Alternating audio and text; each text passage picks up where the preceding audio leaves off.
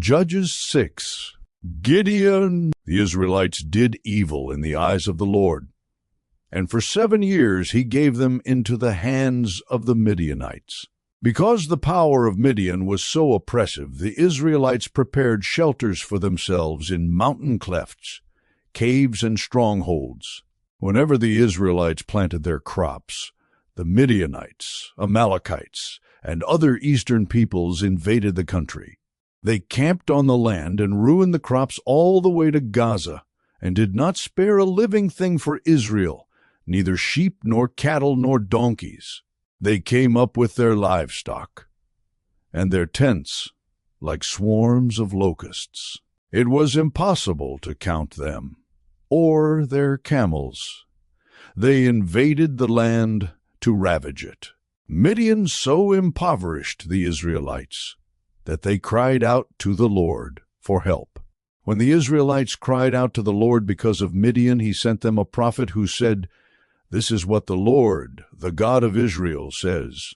I brought you up out of Egypt, out of the land of slavery. I rescued you from the hand of the Egyptians, and I delivered you from the hand of all your oppressors. I drove them out before you and gave you their land.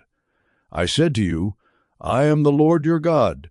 Do not worship the gods of the Amorites, in whose land you live. But you have not listened to me." The angel of the Lord came and sat down under the oak in Ophrah that belonged to Joash the Abiezrite, where his son Gideon was threshing wheat in a winepress to keep it from the Midianites. When the angel of the Lord appeared to Gideon, he said, "The Lord is with you, mighty warrior." "Pardon me, my lord," Gideon replied, "but if the Lord is with us, why has all this happened to us? Where are all his wonders that our ancestors told us about when they said, 'Did not the Lord bring us up out of Egypt?' But now the Lord has abandoned us and given us into the hand of Midian." The Lord turned to him and said, "Go in the strength you have and save Israel out of Midian's hand. Am I not sending you?" "Pardon me, my lord," Gideon replied, "but how can I save Israel? My clan is the weakest in Manasseh, and I am the least in my family." The Lord answered, "I will be with you, and you will strike down all the Midianites, leaving none alive." Gideon replied, "If now I have found favor in your eyes, give me a sign that it is really you talking to me. Please do not go away until I come back and bring my offering and set it before you." And the Lord said, "I will wait until you return." Gideon went inside, prepared a young goat, and from an ephah of flour he made bread without yeast. Putting the meat in a basket and its broth in a pot, he brought them out and offered them to him under the oak. The angel of God said to him, "Take the meat and the unleavened bread, place them on this rock, and pour out the broth." And Gideon did so. Then the angel of the Lord touched the meat and the unleavened bread with the tip of the staff that was in his hand. Fire flared from the rock, consuming the meat and the bread, and the angel of the Lord disappeared.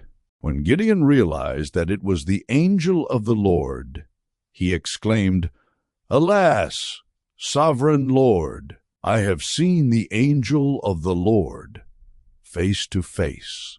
But the Lord said to him, "Peace, do not be afraid. You are not going to die." So Gideon built an altar to the Lord there, and called it, "The Lord is Peace." To this day it stands in Ophrah of the Abiezrites. That same night the Lord said to him, "Take the second bull from your father's herd, the one 7 years old.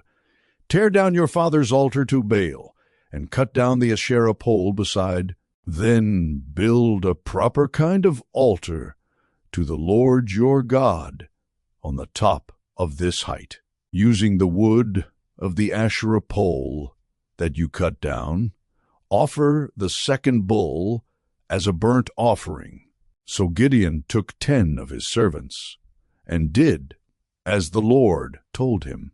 But because he was afraid of his family and the townspeople, he did it at night rather than in the daytime.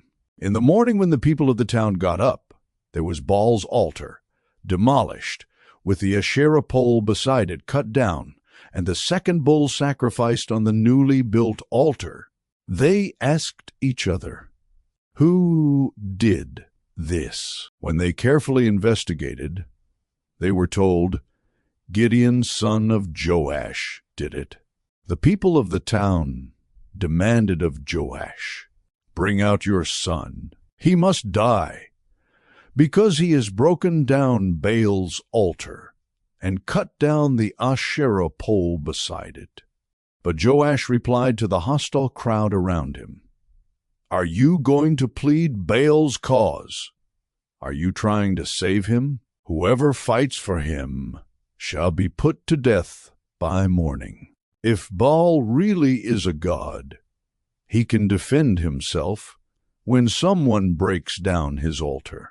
So because Gideon broke down Baal's altar, they gave him the name Jerubbaal that day, saying, "Let Baal contend with him."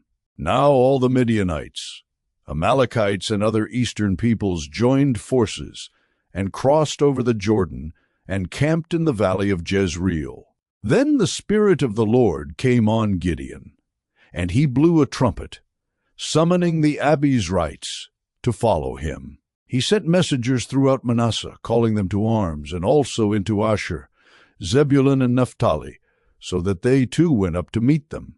Gideon said to God, "If you will save Israel by my hand, as you have promised, look, I will place a wool fleece on the threshing floor.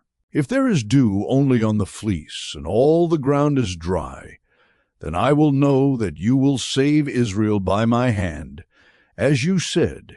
And that is what happened. Gideon rose early the next day.